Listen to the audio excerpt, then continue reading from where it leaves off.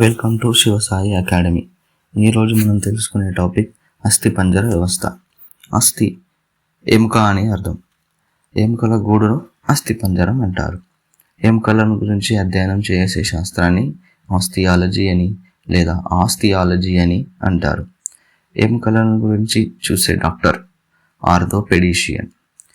ఎముకలలో ఉండే మూలకాలు కాల్షియం మరియు ఫాస్ఫరస్. కాల్షియం ఎముకల గట్టితనానికి అవసరం మరియు ఫాస్ఫరస్ ఎముకలకు మండే స్వభావాన్ని ఇస్తుంది. ఎముకల సంఖ్య చిన్నపిల్లల్లో 300, అలాగే పెద్దవారిలో 206. ఎముకల పెరుగుదలకు అవసరమయ్యే విటమిన్ డి. ఈ విటమిన్ డి గనక లోపిస్తే రికెట్స్ అనే వ్యాధి వస్తుంది. ఈ రికెట్స్ వ్యాధి అంటే ఏంటి? ఎముకలు పొలుసు బారిపోయి విరిగిపోతాయి. దానిని రికెట్స్ అని అంటారు. ఈ రికెట్స్ అని ఎట్లా గుర్తుపెట్టుకోవాలి అంటే, విటమిన్ డిని డి ఫర్ ధోని అనుకుంటే ధోని క్రికెట్ ఆడతాడు కాబట్టి క్రికెట్లో వికెట్స్ ఉంటాయి. రికెట్స్ అని గుర్తుపెట్టుకోండి. ఈ క్వశ్చన్ మన టెట్లో కూడా వచ్చింది, గుర్తుపెట్టుకోవాల్సింది. ఇంకా అస్థిపంజర విధులు శరీరానికి ఆధారం మరియు ఆకారం ఇస్తాయి. సున్నితమైన అవయవాలకు అంటే గుండె, ఊపిరితిత్తులు, కాలేయం, ఇంకా మిగతా బాడీ లోపలున్న అవయవాలకు రక్షణ ఇస్తాయి. ఎముకలు దృఢంగా ఉండాలంటే మనం తీసుకోవాల్సిన ఆహార పదార్థాలు పాలు, మాంసం, గుడ్లు, ఆకుకూరలు, మొక్కజొన్న, రాగులు ఇంకా మొదలైనవి. ఎముకలలో పొడవైన ఎముక ఫీమర్. ఇది ఎక్కడ ఉంటుంది? తొడ ఎముకను ఫీమర్ అని అంటారు. ఇది ఎముకలన్నిటిలో కూడా పొడవైన ఎముక. ఇంకా చిన్న ఎముక, ఇది స్టెఫిన్. చిన్న ఎముకను స్టెఫిన్ అంటారు. ఇది ఎక్కడ ఉంటుందంటే చెవి ఎముక. చెవిలో ఉండే ఎముకను స్టెఫిన్ ఎముక. చిన్న ఎముక, అదే స్టెఫిన్ అంటారు. ఇట్లా గుర్తుపెట్టుకోవాలి. అందులోనే ఉంది పొడవైన ఎముక ఫీమర్.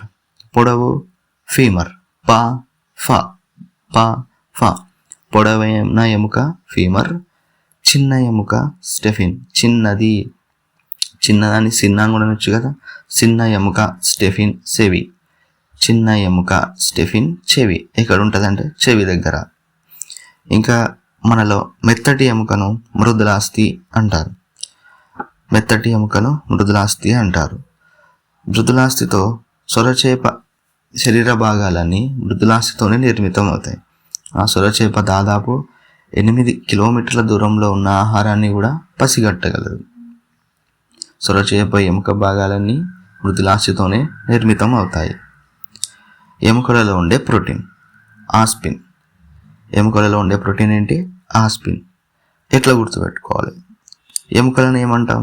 అస్థి అని కూడా అనొచ్చు కదా. స్టార్టింగ్లోనే చెప్పాం కదా మనం. అస్థిపంజరం వ్యవస్థ. అస్థి అంటే ఎముక అని. ఎముకలలో ఉండే ప్రోటీన్ ఆస్పిన్.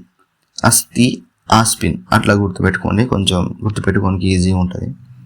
నెక్స్ట్ తలలో ఉండే ఎముకలు ఎన్ని? 22. ప్రక్కటి ఎముకలలో 24. వెన్నెముకలో 26. చెవిలో 6. నాలుక క్రింద 1. రొమ్ము ఎముక 1. భుజవలయం 4. కటి వలయం 2. కాళ్ళు 60.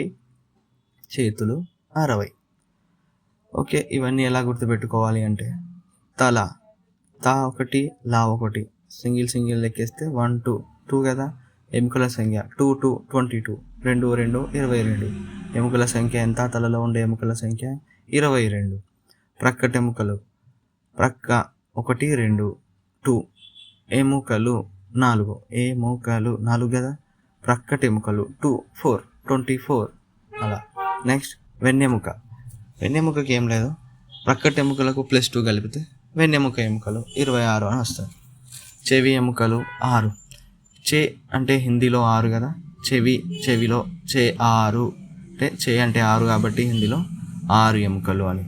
నాలుక మనుషులకు ఒకటే ఉంటుంది కాబట్టి 1 ఎముక. రొమ్ము కూడా 1. దాని బట్ట రొమ్ములో ఉండే ఎముకల సంఖ్య 1. భుజవలయం భుజాలు 2 కదా. దాన్ని డబల్ చేద్దాం. 4. రైట్ సైడ్ లెఫ్ట్ సైడ్ 2 భుజాలు ఉంటాయి కాబట్టి 4, డబల్ చేస్తే 4. కటివలయంలో 2. కాళ్ళలో 60, చేతులలో 60. కాళ్ళలో 60, చేతులలో 60. అంతే. టోటల్ ఎన్ని వస్తాయి మనకి? 206 ఎముకలు వస్తాయి. నెక్స్ట్, తలలో ఉండే ఎముకలన్నీ కలిసి ఒక ఎముకగా అమరి ఉండడాన్ని క్రేనియం అంటారు. క్రేనియాన్ని అధ్యయనం చేసేదాన్ని క్రేనియాలజీ. తర్వాత జత్రుక. భుజం నుండి మెడ వరకు 2 ఎముకలు ఉంటాయి. ఒకటి పైకి కనిపించేది, ఇంకొకటి లోపల. పైకి కనిపించేదాన్ని జత్రుక అని, లోపల ఉండేదాన్ని రెక్క ఎముక అని అంటారు. ఈ జత్రుక ప్లస్ రెక్క ఎముక 2 కలుపుకుంటే భుజాస్థి. ఇది క్వశ్చన్ అడిగే ఛాన్స్ ఉంటుంది, గుర్తుపెట్టుకోండి కొంచెం. జత్రుక ప్లస్ రెక్క ఎముక 2 కలుపుకుంటే దాన్ని భుజాస్థి అంటారు. తర్వాత దవడ ఎముక. ఇది కింది దవడ చెవి దగ్గరగా అతికి ఉంటుంది. ఈ ప్రాంతంలోనే క్రింది దవడ పుర్రెతో కలుస్తుంది. మన కింది దవడ ఉంటుంది కదా, అది ఇక్కడ కలిసే ప్లేస్లో దవడ ఎముక అనేది ఉంటుంది. నెక్స్ట్, వెన్నెముక. మన బ్యాక్ సైడ్ వెన్నెముక ఎక్కడ ఉంటుంది? వీపు మధ్య భాగంలో మెడ క్రింది నుండి నడుము వరకు పొడవైన ఎముకల నిర్మాణం ఉంటుంది. దాన్ని వెన్నెముక అని అంటారు. వెన్నెముక ఏం చేస్తుందంటే వెన్నుపాముకి రక్షణగా ఉంటుంది. వెన్నెముక వెన్నుపాముకు రక్షణగా ఉంటుంది. తర్వాత మృదులాస్థి. దీన్ని మెత్తటి ఎముక అని కూడా అంటారు. మెత్తటి ఎముక అంటే ఎక్కడెక్కడ ఉంటుంది మనకి మెత్తటి ఎముక? చెవి చూస్తే పట్టుకుంటే తెలుస్తుంది మనకి, మెత్తగా ఉంటుంది, అటు ఇటు వంగుతూ ఉంటుంది కదా, అది మెత్తటి ఎముక. ముక్కు కూడా సేమ్.